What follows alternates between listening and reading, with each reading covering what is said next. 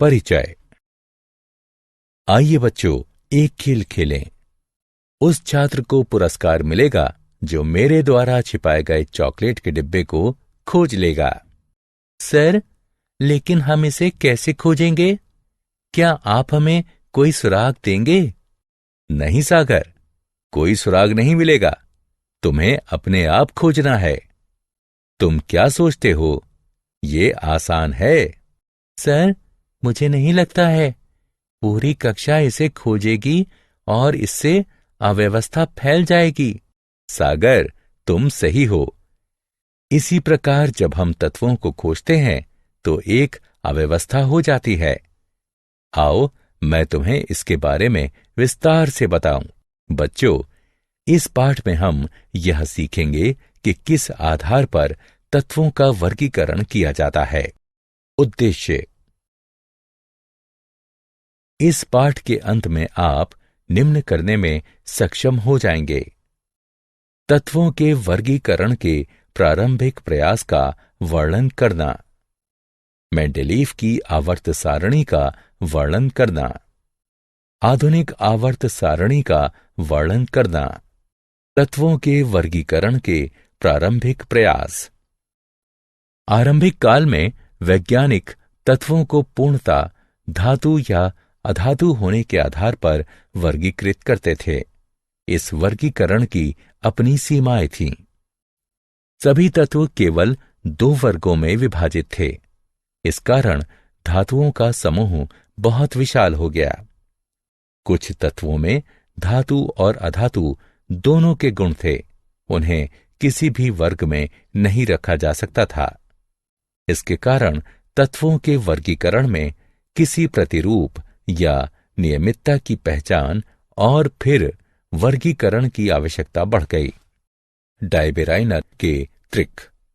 सन 1817 में जर्मन रसायनज्ञ वुल्फगॉन्ग डायबेराइनर ने समान गुणधर्मों वाले तत्वों को समूहों में व्यवस्थित करने का प्रयास किया।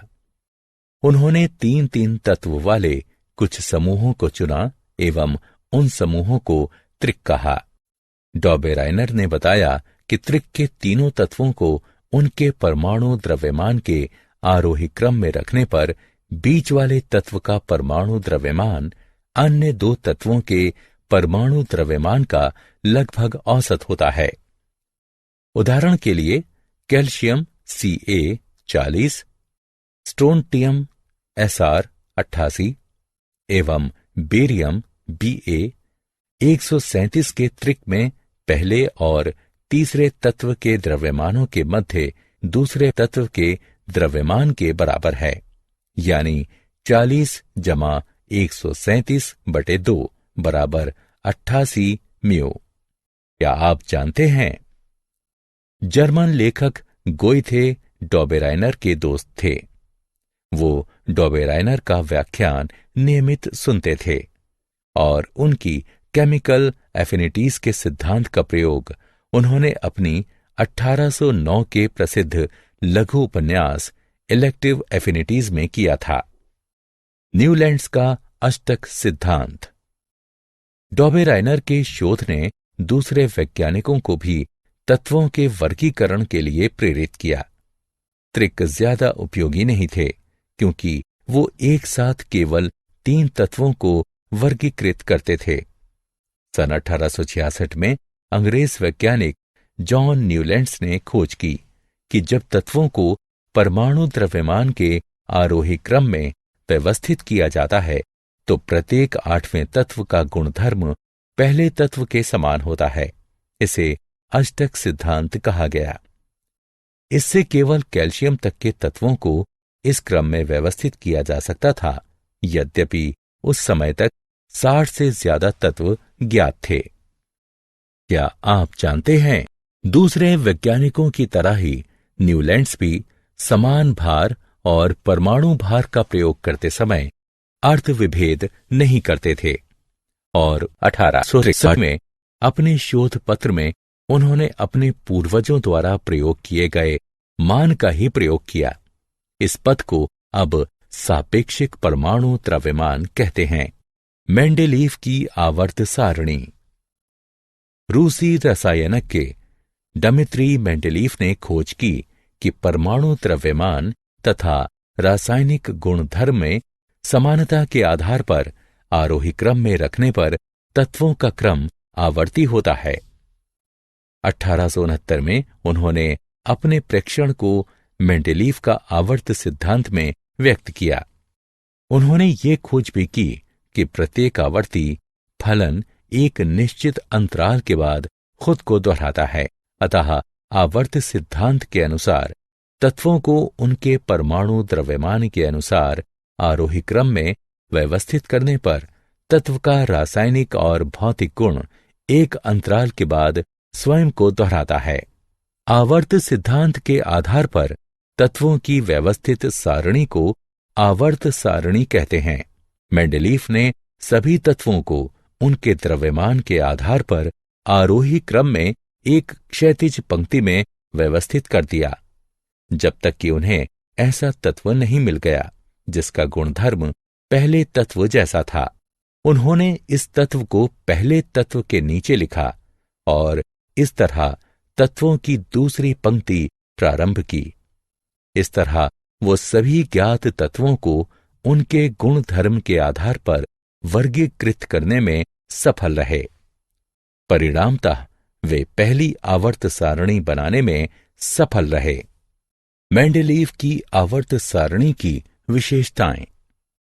मेंडेलीफ की आवर्त सारणी की निम्नलिखित विशेषताएं हैं। आवर्त सारणी में व्यक्त क्षैतिज पंक्तियों को आवर्त कहते हैं। आवर्त सारणी में 1 से लेकर 7 तक कुल 7 आवर्त थे। किसी आवर्त विशेष के तत्व के गुण बाएं से दाएं ओर एक नियमित प्रकार प्रदर्शित करते थे। ऊर्ध्व स्तंभों को समूह कहते हैं। इन समूहों की संख्या 9 है और ये 1 से 8 तक तथा 0 के रूप में अंकित हैं। समूह 1 से 7 तक पुनः 2 उपसमूहों ए और बी में विभाजित है। समूह 0 और 8 का कोई उपसमूह नहीं होता है। किसी समूह विशेष के सभी तत्वों का रासायनिक गुणधर्म समान होता है। वे अपनी भौतिक गुणधर्म और रासायनिक अभिक्रियाओं में एक खास प्रकार प्रदर्शित करते हैं। मेंडेलीफ की आवर्त सारणी की सीमाएं। मेंडेलीफ की आवर्त सारणी की कुछ सीमाएं थीं, जो नीचे दी गई हैं। हाइड्रोजन को न तो क्षार धातुओं के साथ रखा जा सकता है, न ही हैलोजन के साथ, क्योंकि हाइड्रोजन क्षार धातुओं और हैलोजन दोनों से समानता रखता है। एक ही तत्व के विभिन्न समस्थानिकों का परमाणु द्रव्यमान भिन्न भिन्न होता है। इसे ध्यान में रखने की जरूरत है और प्रत्येक को आवर्त सारणी में भिन्न स्थान देना चाहिए। हालांकि रासायनिक रूप से समान होने के कारण उन्हें एक ही स्थान दिया जाना था। कुछ स्थानों पर अधिक परमाणु द्रव्यमान वाले तत्वों को कम परमाणु द्रव्यमान वाले तत्वों से पहले रखा गया है, जैसे कि ऑर्गन 39.91 को पोटेशियम 39.1 से पहले रखा गया है। क्या आप जानते हैं, मेंडेलीफ ने पेट्रोलियम के मूल स्रोत का अध्ययन किया और इस निष्कर्ष पर पहुंचा कि हाइड्रोकार्बन अबायोजेनिक हैं और धरती के बहुत भीतर से आते हैं। उसने लिखा था, ध्यान देने वाली मुख्य बात यह है कि पेट्रोलियम धरती की गहराई में जन्म लेता है और यही इसके मूल स्रोत की खोज करनी चाहिए। आधुनिक आवर्त सारणी। सन 1913 में हेनरी मोजले नामक अंग्रेज भौतिकविद ने खोज की कि तत्व के परमाणु द्रव्यमान की तुलना में उसका परमाणु संख्या अधिक आधारभूत गुणधर्म है। परमाणु संख्या परमाणु के नाभिक में उपस्थित प्रोटॉनों की संख्या को बताती है। न्यूट्रल परमाणु में इलेक्ट्रॉनों की संख्या भी परमाणु संख्या के बराबर होती है। इससे आवर्त सारणी में परिवर्तन हुआ। आधुनिक आवर्त सिद्धांत के अनुसार तत्वों के रासायनिक और भौतिक गुणधर्म उनकी परमाणु संख्या के आवर्त फलन होते हैं। आधुनिक आवर्त सारणी में तत्वों का स्थान। सबसे अधिक प्रयुक्त आवर्त सारणी आधुनिक आवर्त सारणी का दीर्घ संस्करण है। आइए आवर्त सारणी की कुछ विशेषताओं को देखें। समूह।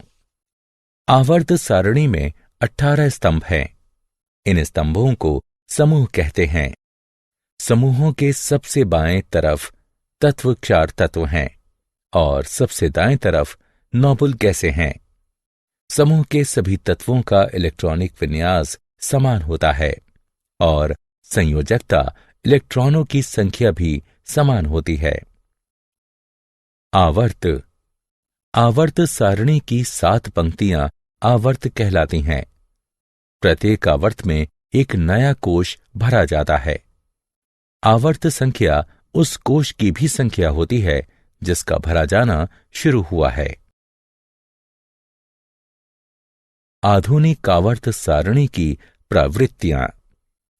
संयोजकता। किसी भी तत्व की संयोजकता उसके परमाणु के सबसे बाहरी कोश में उपस्थित संयोजकता इलेक्ट्रॉनों की संख्या से निर्धारित होती है। एक आवर्त में संयोजकता इलेक्ट्रॉनों की संख्या बढ़ती है। परमाणु साइज, घनत्व, गलनांक और क्वथनांक जैसे भौतिक गुण परमाणु साइज पर निर्भर होते हैं। परमाणु साइज की सही माप करना बहुत कठिन होता है। हालांकि परमाणु त्रिज्या परमाणु साइज को मापने में सहायता करती है। धात्विक एवं अधात्विक गुणधर्म। धातुओं का गुणधर्म विद्युत धनात्मकता है, यानी इनमें इलेक्ट्रॉन को त्यागने, धात्विक द्युति, मृदुता, आघात वर्धनीयता और विद्युत चालकत्व का गुणधर्म होता है।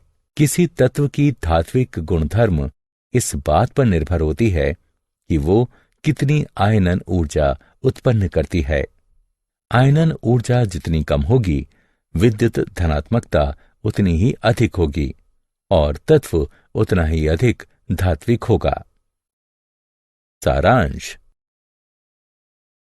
आइए हमने जो कुछ सीखा है उसे संक्षेप में दोहराएं। वैज्ञानिक तत्वों को धातु एवं अधातु के आधार पर वर्गीकृत करते थे।